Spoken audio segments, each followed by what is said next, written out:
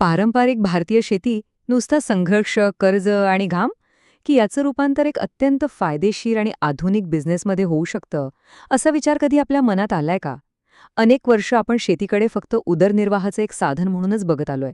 पण आजच्या या सविस्तर विश्लेषणामध्ये आपण याच प्रश्नाचं उत्तर शोधणार आहोत. आणि खरं सांगू, शेतीचं रूप आता कसं आमूलाग्र बदलतंय हे पाहून आपण थक्क व्हाल. आज आपण APCRTC पुणे येथे सादर करण्यात आलेल्या रिजनरेट बायोफार्म्स या भन्नाट मॉडेलची माहिती घेणार आहोत. हे मॉडेल म्हणजे आपल्या भारतीय कृषी संस्कृतीचा वारसा आणि आजचं आधुनिक तंत्रज्ञान यांचा एक अतिशय सुंदर आणि अचूक संगम आहे. इथे जुन्या पारंपरिक पद्धतींना बाजूला सारलेलं नाही, तर तंत्रज्ञानाची योग्य जोड देऊन त्यांना अधिक ताकदवान बनवलंय. तर आज आपण नेमक्या कोणत्या गोष्टी बघणार आहोत ते पटापट सांगतो.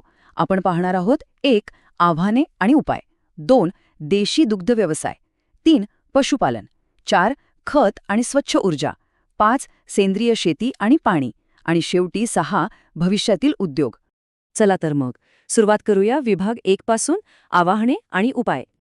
आता सद्यस्थिती बघितली तर लगेच लक्षात येतं की शेतकरी किती तणावाखाली आहेत. पावसाचा काही नेम नाही, बाजारातले भाव कधी बदलतात, उत्पादनाचा खर्च तर गगनाला भिडलाय आणि या सगळ्यामुळे हातात उरणारा नफा दिवसेंदिवस कमीच होतोय. ह्या अतिशय गंभीर समस्या आहेत. पण काळजी करण्याचं कारण नाही, यावर एक अतिशय प्रॅक्टिकल आणि प्रभावी उपाय आता आपल्या समोर आहे. आणि तो उपाय म्हणजेच हे रिजनरेट बायोफार्म्स मॉडेल.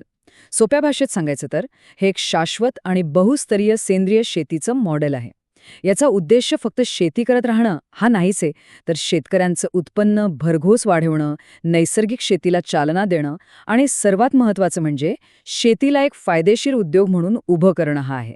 अगदी गेम चेंजर म्हणता येईल अशी ही संकल्पना आहे. आता वळूया विभाग 2 कडे, देशी दुग्ध व्यवसाय, जो या संपूर्ण प्रकल्पाचा खऱ्या अर्थाने आर्थिक कणा आहे. यातली सर्वात इंटरेस्टिंग गोष्ट म्हणजे इथल्या देशी गायी, गिर, साहिवाल, राठी, कांक्रेज, खिल्लार आणि थारपारकर. ह्या केवळ दुधासाठी पाळलेल्या गायी नाहीत, तर हा आपला अमूल्य वारसा आहे. या मॉडेलमध्ये त्यांना एका मुक्त संचार पद्धतीत म्हणजेच मोकळ्या नैसर्गिक वातावरणात ठेवलं जातं. यामुळे होतं काय, तर पशूंवरचा ताण कमी होतो, त्यांचं आरोग्य उत्तम राहतं आणि साहजिकच दुधाची क्वालिटी एकदम उत्कृष्ट मिळते. आता हे बघा, वारसा आणि आधुनिक तंत्रज्ञानाचं किती भारी कॉम्बिनेशन इथे पाहायला मिळतं. मिल्किंगसाठी एकदम हायटेक आणि ऑटोमॅटिक सिस्टम आहे, जिथे स्वच्छतेची 100% काळजी घेतली जाते. शिवाय गायींच्या आहारात हिरवा चारा, मका, ज्वारी, बाजरी आणि नेपियर गवत असं एकदम संतुलित पोषण दिलं जातं. पारंपरिक पशुधनाला अशी आधुनिकतेची जोड दिली की किती कमाल रिझल्ट्स मिळतायत हे यातून स्पष्ट होतं.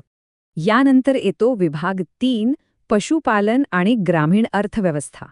फक्त गायींवरच थांबून कसं चालेल, इथे आपल्याला समजेल की उत्पन्नाचे विविध स्रोत कसे निर्माण केलेत. म्हशींच्या गटामध्ये मुर्रा आणि जाफराबादीसारख्या जाती आहेत, ज्यांच्या जास्त फॅटच्या दुधामुळे जास्तीचा नफा मिळतो. शेळीपालनाचा विचार केला तर आधुनिक शेडमध्ये बीटल, सिरोही आणि जमनापारी पाळल्या जातात, आणि सोबतच नैसर्गिक अंडी उत्पादनासाठी देशी कोंबड्यासुद्धा आहेत. एकाच गोष्टीवर अवलंबून न राहता असा विचारपूर्वक सेटअप ग्रामीण अर्थव्यवस्थेला एक भक्कम.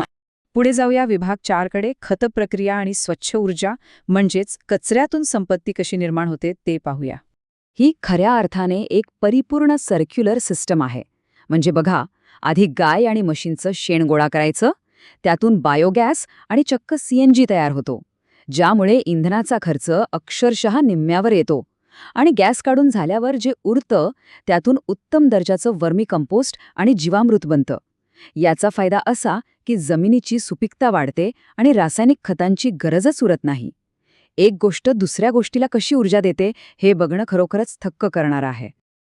आता वळूया विभाग 5 कडे, सेंद्रिय शेती आणि जलसंधारण.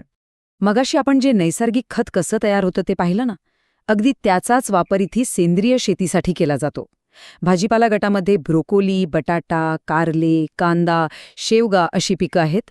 तर फळबागांमध्ये पेरू, संत्रा, डाळिंब, केळी, आंबा आणि नारळ यांचं उत्पादन घेतलं जातं. आणि विशेष म्हणजे या सर्व पिकांना याच फार्मच्या क्लोज्ड लूप इकोसिस्टममधून नैसर्गिक पोषण मिळतं. बाहेरून काही आणायची गरज नाही. पण मित्रांनो, हे सगळं इथेच थांबत नाही.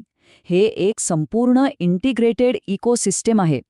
मत्स्यपालन तलाव, आधुनिक पॅकेजिंग युनिट्स, ट्रॅक्टर, दूध टँकर, कृषी यंत्रसामग्री हे सगळं एकाच छताखाली एकमेकांशी घट्ट जोडलेलं आहे.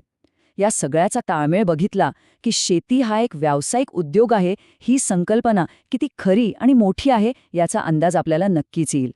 पाण्याचा प्रत्येक थेंब शेतीसाठी उपयुक्त ठरेल. हे वाक्य ऐकायला जेवढं सोपं वाटतंय तेवढाच याचा अर्थ खोल आहे. या संपूर्ण प्रकल्पाचा हाच तर बेस आहे.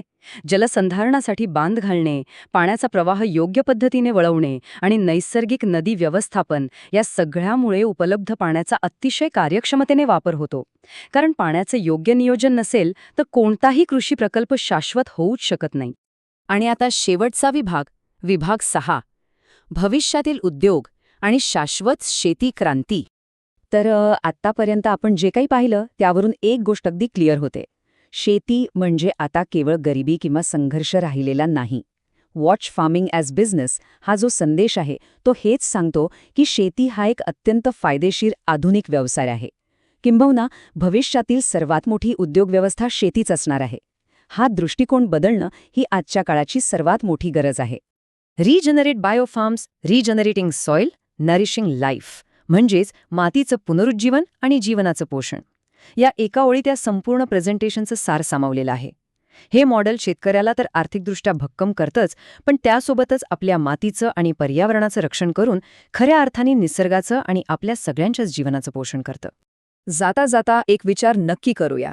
जर शेती हा खरोखरच भविष्यातील सर्वात मोठा उद्योग असेल तर हे आधुनिक एकात्मिक मॉडेल स्वीकारायला आपण तयार आहोत का? आपल्या मातीलाच आपली सर्वात मोठी व्यावसायिक संपत्ती मानण्याची वेळ आता आलीये, नाही का? या सविस्तर विश्लेषणामधून आपल्याला नक्कीच एक नवी दृष्टी मिळाली असेल. यावर नक्की विचार करा.